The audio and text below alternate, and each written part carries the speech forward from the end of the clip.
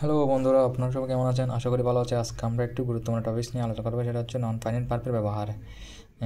Non finite ভার্বকে বাংলায় বলে অসমাপিকা ক্রিয়া। অসমাপিকা ক্রিয়া নন ফাইনাইট ভার্ব যদি সমাপিকা ক্রিয়া ফাইনাইট ভার্বের আগে সম্পাদিত হলে তখন ভার্বের পরের ভার্ব আইএনজি যুক্ত হয়, কিন্তু অসমাপিকা ক্রিয়া বা নন ফাইনাইট ভার্ব যদি ফাইনাইট ভার্বের পরে সম্পাদিত হলে বা উদ্দেশ্য বোঝালে পরের ভার্ব ইনফিনিটিভ হয়। যেমন উদাহরণ দিয়ে দেখি, I went to shop to buy a newspaper. আমি একটি নিউজ পেপার কিনতে বাজারে গিয়েছিলাম। তাহলে এখানে কেনার কাজটি ফাইনাইট ভার্বের পরে সম্পাদিত হয়েছে, সেজন্য এখানে ইনফিনিটিভ হয়ে যায়। তাই এখানে টু বাই লেখা হয়েছে, টু বাই ব্যবহার করা হয়েছে।